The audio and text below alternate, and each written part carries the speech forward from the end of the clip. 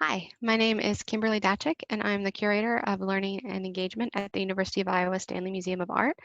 Today I'm going to talk about how I got started in museums and studying art history. I've been at the Stanley Museum for about 5 years now. This is my about ninth month in this position. So I'm going to talk about getting started, getting into art history, and getting into the museum itself. I will start by showing you a picture of what the Stanley is going to be. So if anybody's been to the University of Iowa campus, you may have seen the old museum building. It was across the river. Right now we're in the process of building a new building, which will be near the main library. So in this rendering of it from the architects, you can see a red brick building on the lower right side, and that's the main library.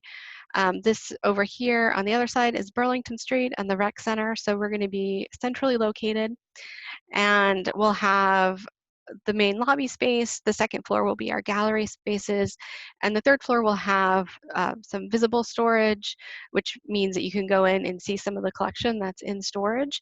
We'll have classroom spaces and our museum offices. So we're really excited to have this building underway and hopefully open on time in fall 2022. So what is the Curator of Learning and Engagement? You might be familiar with the term curator at a museum, and often what comes to mind is a curator of exhibitions. And so we have a chief curator and a curator of the arts of Africa, the Americas, and Oceania, and a curator of special projects within our museum. Often a curator will have a specific area that they're in charge of. It might be a medium, so a type of artwork. It might be a curator of paintings or prints and drawings, or it might be of a time period or a geographic area. Curators of learning engagement are kind of newer, and we see those most often in academic museums or museums that are tied to universities, such as the University of Iowa Stanley Museum of Art. So as the Curator of Learning Engagement, I oversee all of the education and public programming that we do. I have colleagues who work with me who work with primarily K-12 students. I have another colleague who goes to senior living communities throughout the area. And I focus my teaching on the university. So I work with faculty and students.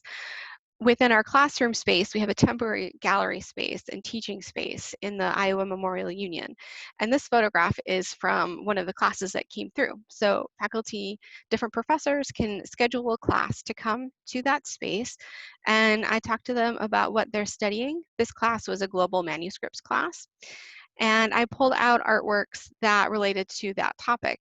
So in this photo, you see the professor and some students who are looking at blocks that were used to make a print in a Japanese style. So you can see the different ink colors on the different blocks. So each one had a different purpose in the prints. And then in the background, you see some students looking at prints. What we do in those visits really depends. I'm a collaborator with the faculty on these visits, which is really fun for me. I get to learn about more areas of our collection. I studied and focused on 19th century European art and contemporary art and Northern Renaissance art as my minor areas when I was in graduate school. And in this job, I get to work with all areas of our collection. So that means that I am constantly learning and researching new things all the time. Some other things that I do are curate exhibitions with faculty. So this is an example that was up last year. This is an exhibition on Haitian art, and I co-curated that with faculty, Dr. Annie Curtius in the French department and her graduate studies class. Her seminar, all of the students were majoring in French. I believe they're all PhD students and different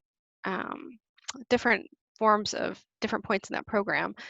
So they had never really studied or curated an exhibition before, so I got to work with them on what that means, how we think about exhibitions at the museum, how do we write a label. So all that information that you see on the card next to the painting, how do we decide what's important for people to know, and how do we write something like that?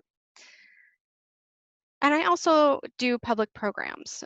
So I am involved with these with other people in my department, and we're such a small staff at the Stanley. We have about 18 staff members, and so we do a lot of different things. It's very rare that somebody will be like, this is just my job in a very narrow description. There's a lot of collaboration across departments and within departments.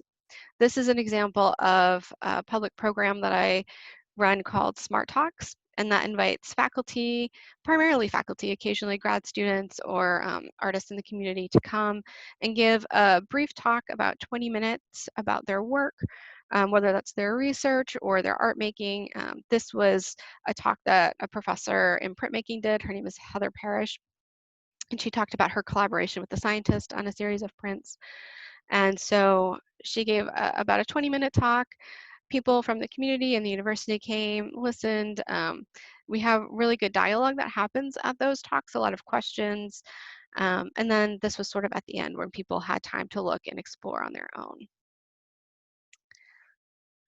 So now that we're in this kind of holding period because of the pandemic, we can't be in even our temporary space right now. That's even closed. So you might be thinking, what do museums do when they can't open their doors? And this is a question that the Stanley has been thinking about for the last 10 years, because our original building got flooded in 2008 when the Iowa River flooded.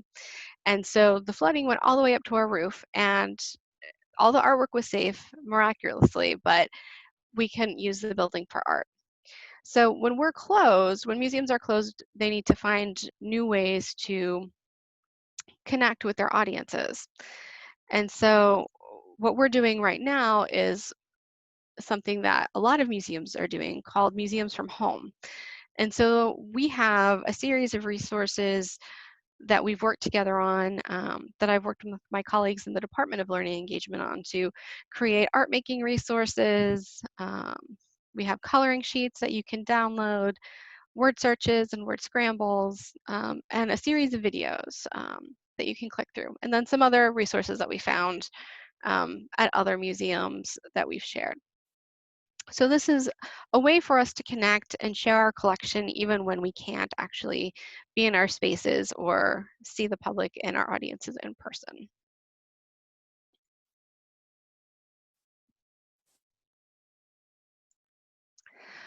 So how did I get here? For me, this was a long process. It started with majoring in art history as an undergrad. It was kind of a strange major for me to choose because I didn't grow up going to museums. It seems kind of weird that somebody who is working and teaching in a museum and passionate about art is kind of new to that. But I went to the museum for the first time when I was in college as part of a class. Kind of on a whim, I took an art history class at the end of my sophomore year and really fell in love with it, and really stacked my schedule with art history classes my junior year. Getting into that major, I knew I would probably need graduate work in order to work in the field, and that's definitely true. A lot of people who have an academic curator's position or work in education departments in museums will have PhDs. You'll often find people who have a master's, and then sometimes at the curatorial assistant level in those museums, you'll have people who have a bachelor's in art history or studio art or art education. I really wasn't thinking about the museum as a career when I majored in art history. I was thinking about being a professor in art history. So I applied to graduate programs. I got into the master's program. That was a 2-year program, and then the PhD program, including the writing of the dissertation, I think was about 7 years for me, and that can vary depending on the program and the whole dissertation writing process. Um, I chose all of my majors as art history, but you'll see that that is not always how it works out. Sometimes people will take museum studies classes as they're majoring in studio art or art education. Sometimes people get drawn in from history or political science, gender studies, film studies. I think as an undergrad, there are lots of possibilities that can lead you to museums or art history eventually. Um, And so I think incorporating some art history is good, but it doesn't necessarily need to be your major. As far as jobs, I had some experience working in the Visual Resource Center at my undergrad institution, the University of Michigan. And so that was the slide library. Now that's usually the digital images library or resource. And students who work in those, I did that also as part of my graduate assistantship 1 year as a master's student as well. And that's a lot of scanning, using Photoshop, working with professors on getting their materials ready for their classes or their research. I got to teach a lot of different kinds of classes when I was in grad school, teaching sections to undergrads or doing grading. I worked at as a curatorial intern and graduate assistant at the campus museum where I went to grad school. I was a collections aide, so that was cataloging and keeping track of all the objects in the collection for a sports museum. Then I was a gallery assistant and became manager of that gallery. And then I came to the University of Iowa and started as a visiting assistant professor in art education and assistant curator of special projects at the Stanley Museum. And then this past October, I became the curator of learning and engagement there. That all seems like a really direct path to having a career in a museum, but the full story is a lot more complicated. So something that is unfortunate with museum careers and careers in the arts is they don't always pay incredibly well, especially when you're starting out. And so while I was doing all of these things that were paying jobs and related to art history or museums, I was still, as an undergrad after I graduated, auditing graduate art history courses to um, just kind of keep in the field before I went to grad school and build my knowledge.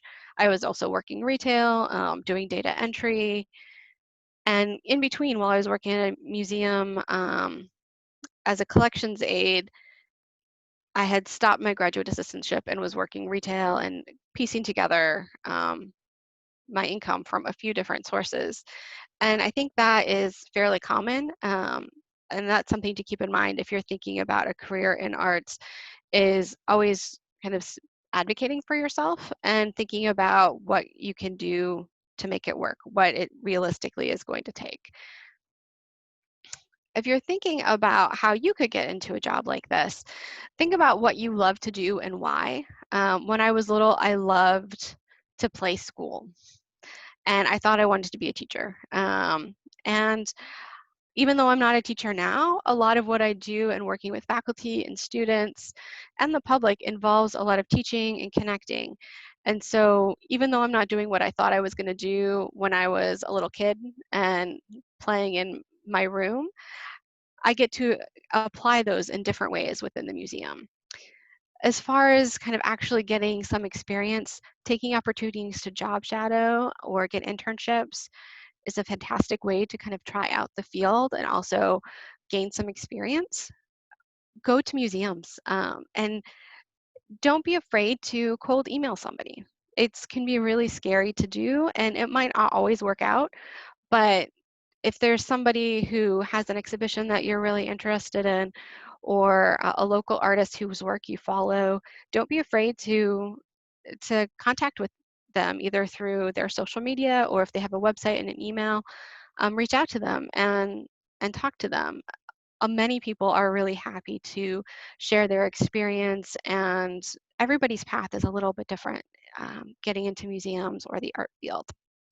And the last thing I would encourage you to do is find a mentor or a group of mentors in different facets of the art world and work with them and continue to talk to them and stay connected with them as you kind of move through this, because it can be a really difficult field to break into. And so the more connections that you can make and the more following up that you can do, the better positioned you are. And I think as you're thinking about this, thinking about art fields and museums and galleries, it helps to think really broadly about this. So there are obviously museums and public institutions and also private ones that you can work at where you have that are really obviously oriented to art, but there are also private companies that have amazing art collections. So recently, the Come and Go gas station they have a corporate office and they have a corporate art collection and they're looking for somebody to take care of it. And many corporations like that have these large art collections and look for curators to curate exhibitions within their spaces and continue to purchase art for them. And so think really broadly about the art field. It can get into other areas that you might not expect it to be in. And if you have any questions or would like to learn more about what I do or how I got here, I'm happy to answer those. Feel free to email me at Kimberly-Datchuk@uiowa.edu, or you can explore more about the Stanley Museum at stanleymuseum.uiowa.edu.